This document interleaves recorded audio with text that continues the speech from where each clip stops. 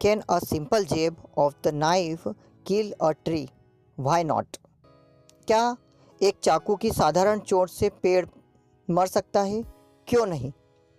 Answer: no, a simple jab of knife does not have the ability to kill the tree. नहीं, एक चाकू की साधारण चोट में काबिलियत नहीं है कि वह पेड़ को मार सके।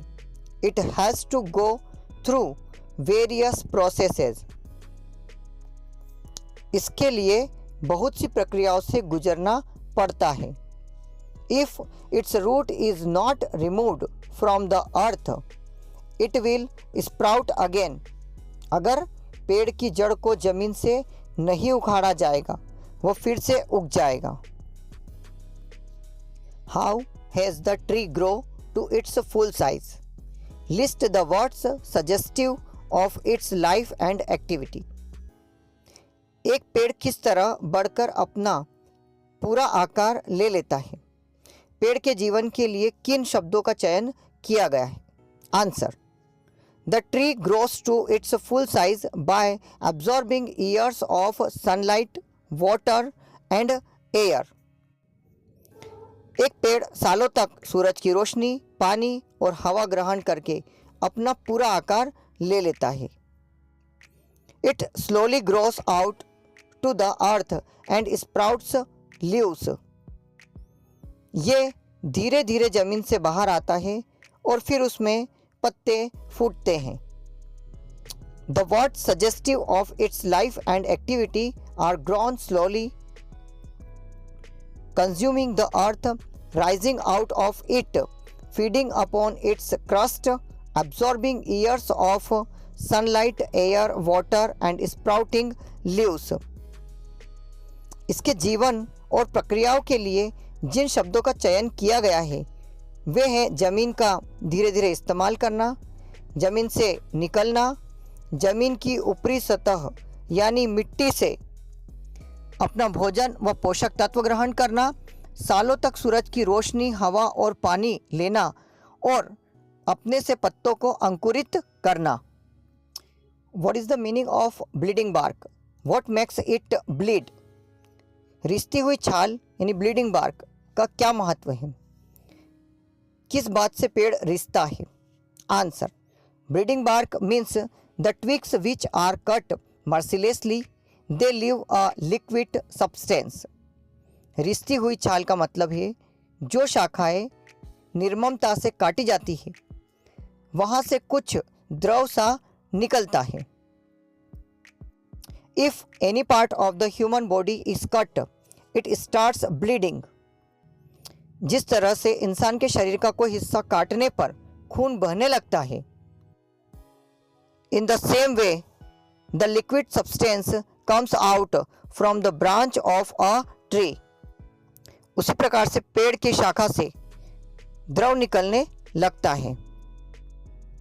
The human beings acts makes it bleed। इंसानों की कुल्हाड़ी ही इस रिसाव का कारण है। Question number 4। The poet says no in the beginning of the third stanza। What does he mean by this? तीसरे छंद की शुरुआत में कवि नहीं कहता है, ये कहने का क्या मतलब है, क्या आशय है? Answer: no is used to emphasize the perspective that chopping or hacking will not be sufficient for killing a tree। नहीं का इस्तेमाल यथार्थ चित्रण पर जोर देने के लिए किया गया है कि पेड़ काटना या छोटे छोटे टुकड़े करना एक पेड़ को मारने के लिए काफ़ी नहीं है।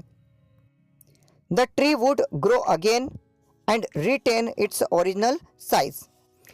पेड़ फिर बढ़ जाएगा और अपना पहले जैसा आकार ले लेगा। Question number 5। What is the meaning of anchoring earth and earth cave? Anchoring earth और अर्थ केव का क्या मतलब है? Answer: anchoring earth means that the earth protects the tree like a mother underneath. Anchoring earth का मतलब है कि पृथ्वी पेड़ की ऐसे ही रक्षा करती है जैसे कि माँ। The earth cave implies a hole inside it. Earth cave संकेत करता है कि पृथ्वी के अंदर छेद है। The tree allows its roots to spread underneath. पेड़ की जड़ें गहरे तक हर जगह फैल जाती है। The earth protects it and fosters it. पृथ्वी उसकी रक्षा करती है और माता की तरह ख्याल रखती है।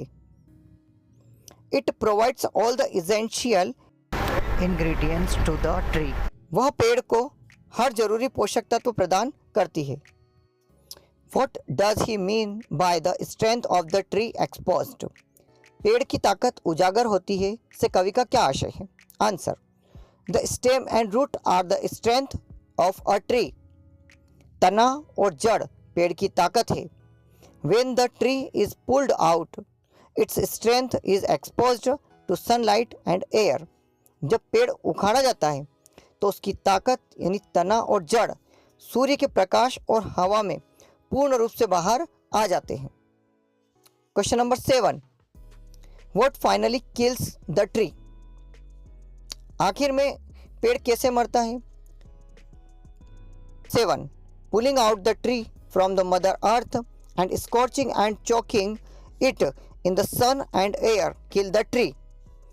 पेड़ को धरती माँ से उखाड़कर अलग करना और उखाड़ने के बाद उसे धूप और हवा में सूखने के लिए पड़ा रहने देने से पेड़ मर जाता है। It becomes brown and dry gradually.